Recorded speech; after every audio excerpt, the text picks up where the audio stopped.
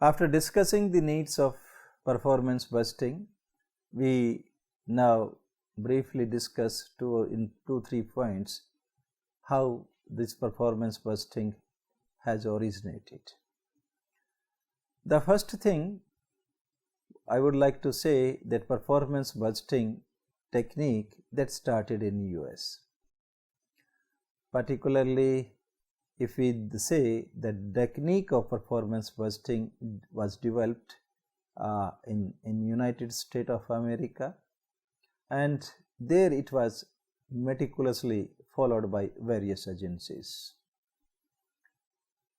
Even though several metropolitan centers and some states in the USA followed the program based approach to busting earlier also, earlier in the sense before the first Hoover Commission report. They followed it, but as a concept of performance busting, it has gained considerable appreciation only after the publication of first Hoover Commission report. And for detail, I am not going in that detail because I have to focus on other aspects, and therefore if you want to read about its development, its origin and growth, particularly in USA, then please refer to the text which is available to you. But I would like to have some background of its origin, of its evolution or its growth in India.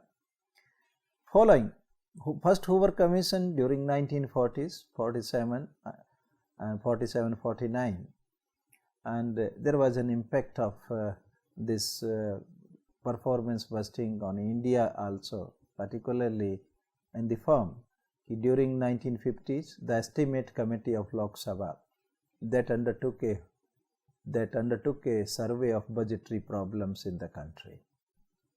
In its 20th report on budgetary reforms 1957-58 second Lok Sabha, it recommended that India should also adopt performance busting. And as a result of that recommendations, Paul H. Appleby examined the issue of performance busting in his second report titled Re-examination of India's Administrative System with Special Reference to Administration of Government, Industrial and Commercial Enterprises 1956.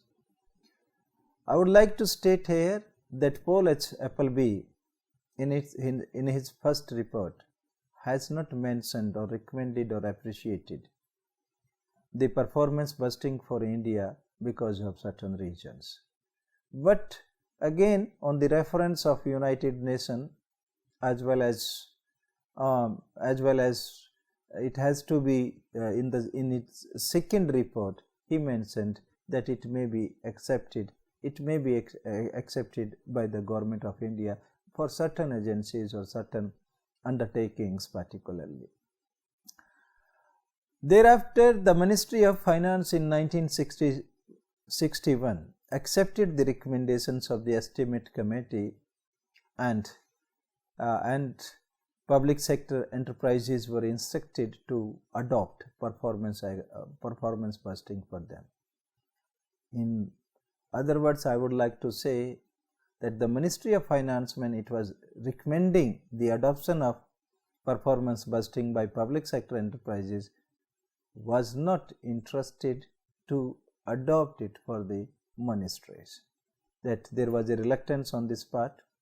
Then this issue was taken up by the first Administrative Reform Commission. Working group on performance busting was constituted. The group considered this issue thoroughly, and expressed that the performance busting is desired in this country. As a result of that, the government of India, which accepted its reports or this recommendation particularly in the year 1968, not 62, and in that year the Finance Ministry prepared a document known as Performance Budgets of Selected Organizations 1968-69.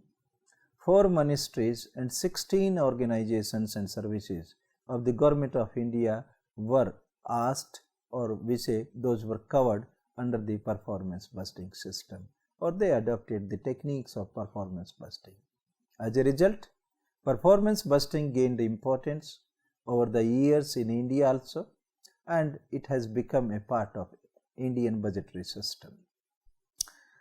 Now, after discussing its growth in a brief, if you want to in detail, then you can refer to the text as I stated for US, for India also.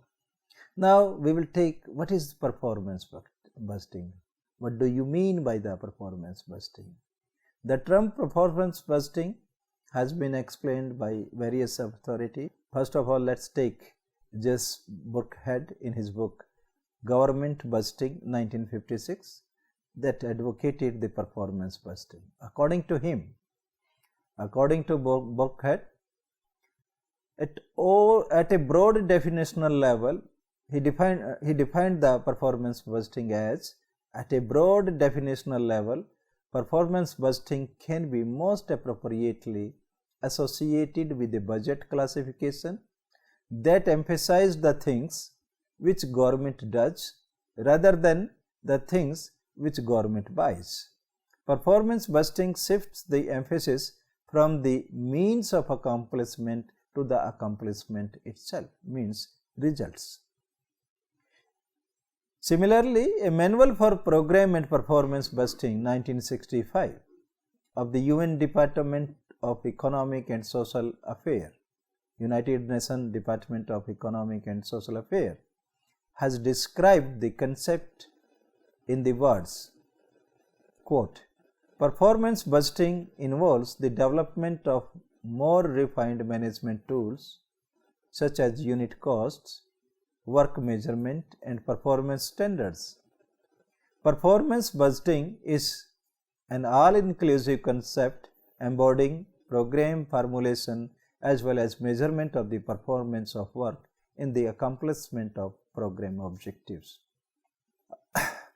Performance busting, as it is commonly understood, is a technique of busting in which government operations are presented in functional categories in terms of functions, programs, activities and projects. These terms, although we will define these terms, but before defining these terms, that is, performance busting as it is commonly understood is a technique of busting in which government operations are presented in functional categories in terms of functions, programs, activities and projects. I would like to say that this technique of performance busting is different from the conventional busting system. How? The reason is, here we are not concerned about the items which are purchased or hired or procured.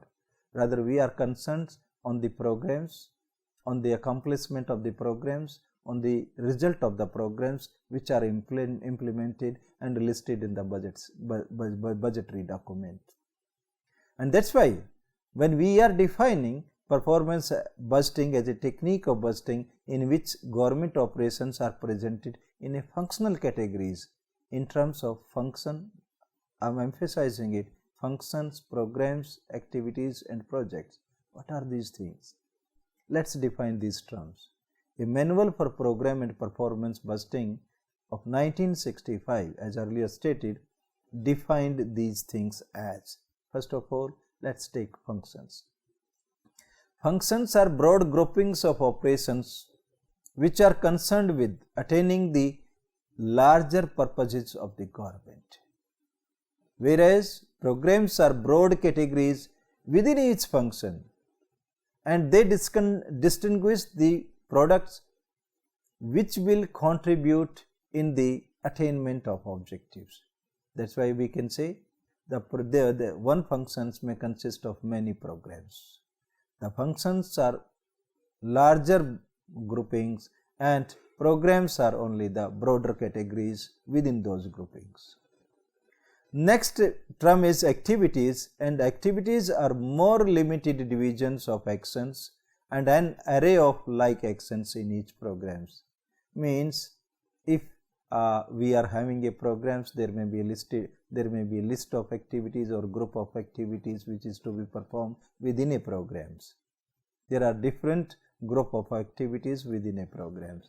And lastly, the concept of projects. In projects are defined as consist of activities of capital nature in an investment program and executed by production units which are able enough to function independently. And that's why after discussing these concepts, that is functions, programs, activities and projects, now we can have more clarification on the concept of performance busting. Performance busting represents a management approach of budgeting. It involves the classification of transactions in a meaningful way in a financial and physical terms, and in doing so it establishes an apt relationship between inputs and outputs. Its primary concern is with the objective which the government sought to achieve. It gives specific details of the work to be performed or services to be rendered. The estimated cost of that work or service is presented realistically as far as possible. Means it should not be hypothetical one. Although we cannot bring the reality or realistic, we cannot do it in a realistic manner, but we must try to make it realistic as far as possible. It also enables the assessment of performance in relation to the cost incurred. Means what we are spending on certain activities, whether we are getting the desirable outcome out of that spending or not. This is an important aspect in the performance budgeting. And that's why by this time with this discussion, I hope that you have enough understanding how performance busting technique is different from the conventional busting or line busting techniques. Now, after discussing that aspect, we come to another aspect of the performance busting, that the steps in performance busting. The performance busting techniques involves three main steps. First, in each assigned functions, all relevant programs and activities are developed. Again I am emphasizing this aspect. This is the first, that whenever we are preparing a budget, we have certain functions keeping in view the objective of that particular administrative or executive organization. We listed certain functions, and for each and every kind of function we list the programs, and for each and every programs we list the different kind of the activities in a detailed manner. That has to be developed before we undertake the performance busting. That's essential, because if we are concerned about the output, if we are concerned about the end result, if we want to measure the end result, in that circumstances at least we must have a complete and detailed understanding of functions, programs and activities. The second step involves that we have to evolve an appropriate system of accounting and financial management. Not only we have to evolve it, rather we have to adopt it. How the accounting has to be done, how the things have to be, that has to be recorded, and what kind of the financial that suits to our performance budgeting, that has to be evolved as well as to be established one. The third is and for doing that, there is an important aspect. This is the third step. In third step, with all pertinent that we have to evolve and establish the pertinent norms, standards, performance work units, unit costs. These have to be determined for each program, for each activity, so as to facilitate the reporting and evaluation. Again, I am repeating this aspect, that first we have to list function, programs and activities in a detailed manner. Second, we have to adopt an accountability and financial management system in accordance with our requirement. And third, we have to establish and adopt norms for accounting and financial management or for measurement, standards for measurement, performance work units. Again, for applying these standards and for measurements, unit cost has to be determined, and in this way it is for each and every program and each and every activity, so that we may have a proper system of reporting as well as evaluation, and that should be a continuous process. So, after discussing these steps, now we have why we adopt, what are the objective of the performance busting. According to the working group on performance busting of the first Administrative Reform Commission in India, which had submitted its report in 1967 for the purpose of according to them, number 1, to correlate the physical and financial aspect of every program or activity. Second objective is to improve budget formulation, review and decision making at all level of management in the government machinery. Number 3, to facilitate better appreciation and review by the legislature. Number 4, to make possible more effective performance audit. Number 5, to measure progress towards long-term objective as envisaged in the plan. And number 6, to bring budget and developed plans closely together through a common language.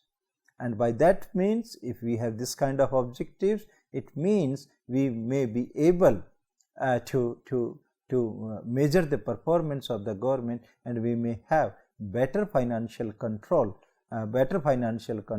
of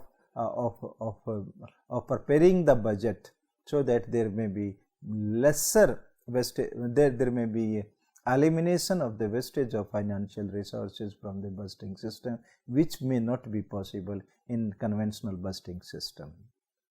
Then, after discussing the objectives, there is another aspect, that what we should do before introducing the performance busting, or in other words, we can say the prerequisites for introduction of performance busting of a department or of an agency or of a ministry or an enterprises. The first of all, what we should do, the objective of the organization should be clear, leaving no room for ambiguity.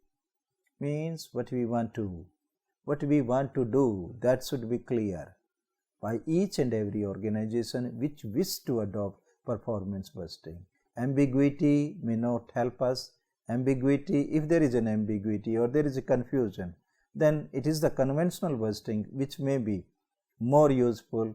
And because if we can't measure the performance as per certain standards laid down for the purpose, then in that circumstances we may not be able to get the benefit of performance busting in a right manner. Therefore, the activities that the second prerequisite is, the activities of the organization should be capable of being quantitatively measurement. Means quantification of the qualitative aspects. Quantification of the qualitative performance has to be there before introduction of the performance busting, because objectivity in ensuring the performance, that is possible if we can measure the performance, if we can measure that the achievement of the programs or activities in a quantitative manner. Number 3, the third essential prerequisite is that the output should have homogeneity to the extent possible. Means whatever the results, that should be made in homogeneous manner.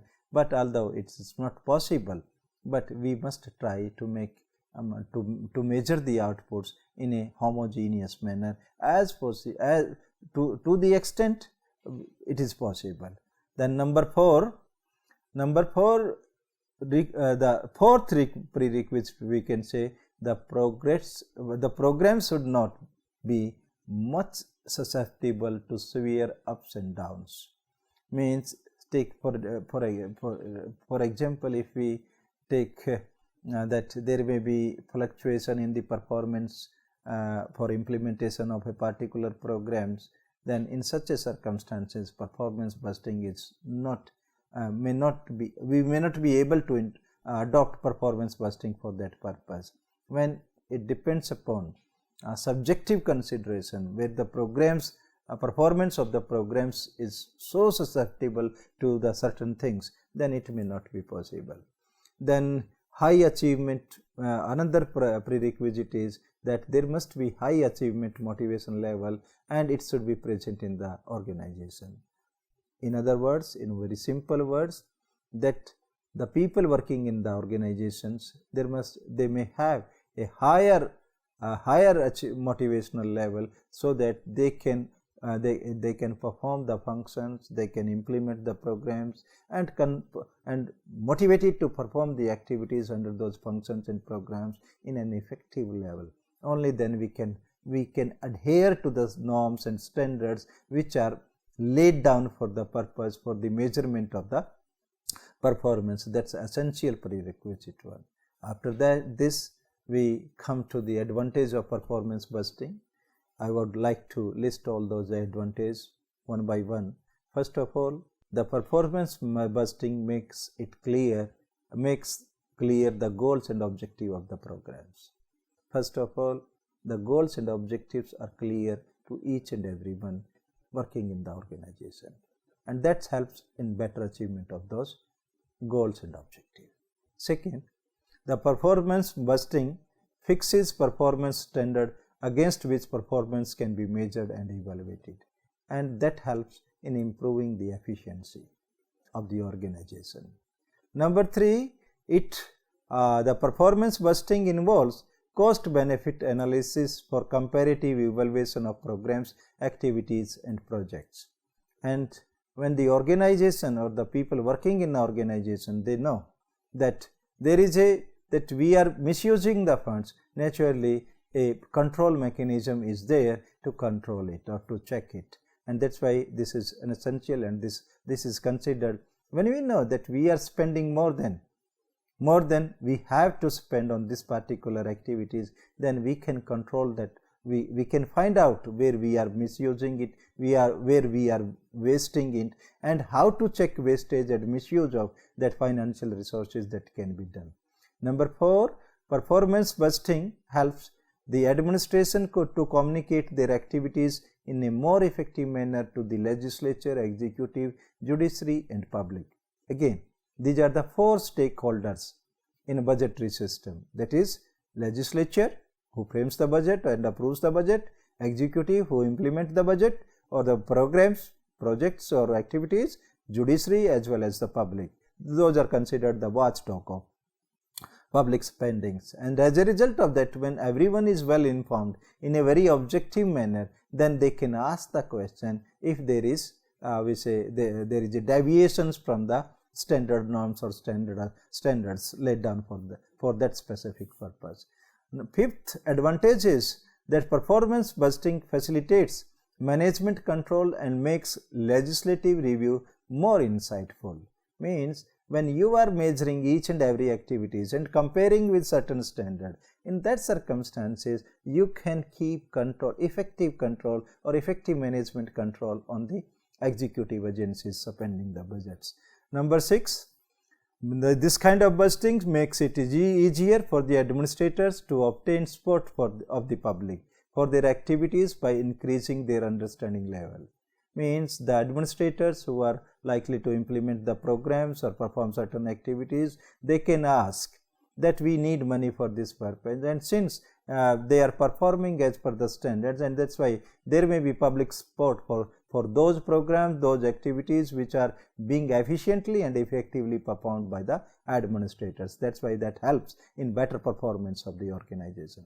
Number 7, performance busting fixes the responsibility more precisely and increase the result based accountability of administration for performance of the program.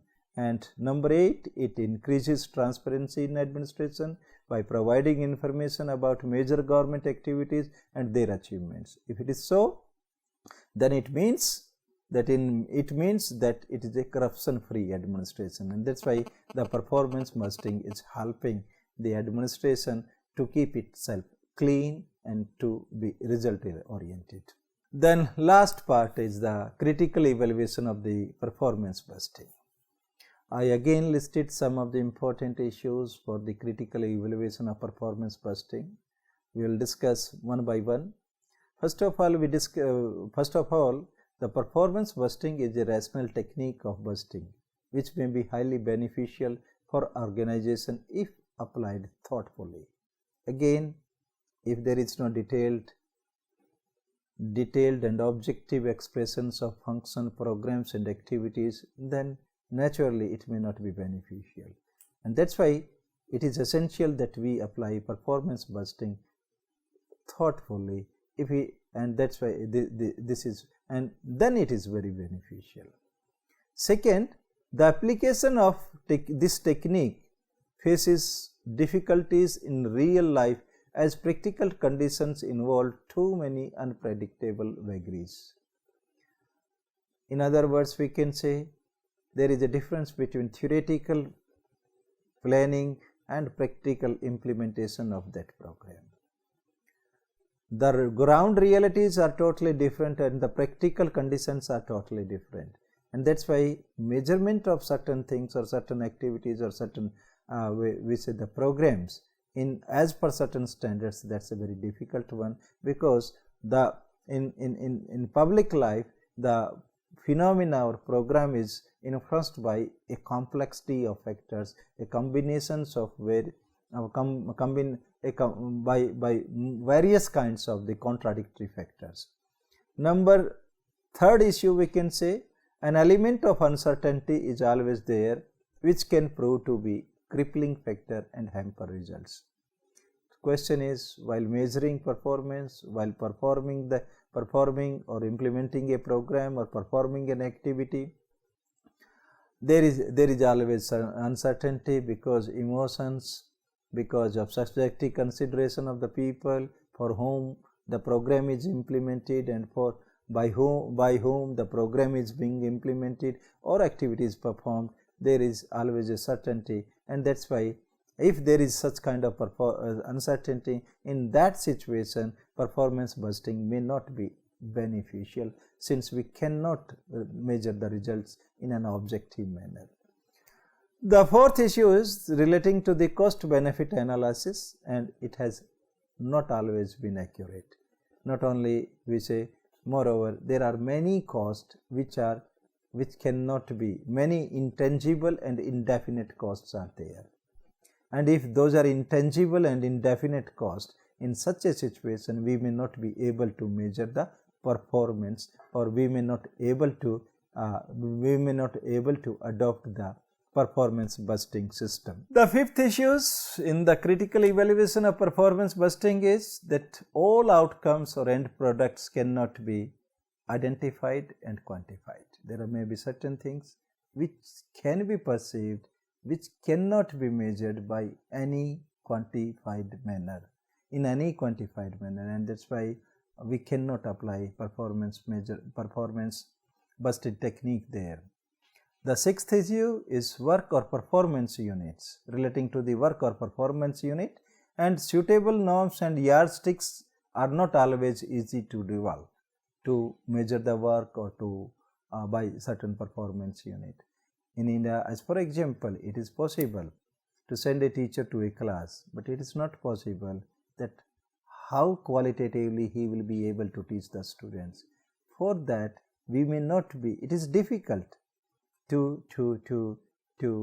evolve certain standard or to evolve suitable norms for that purpose, or to evolve the yardstick for measurement. And seventh issue, we can say in India, performance budget documents have not been able to attain the stated purposes, particularly in India.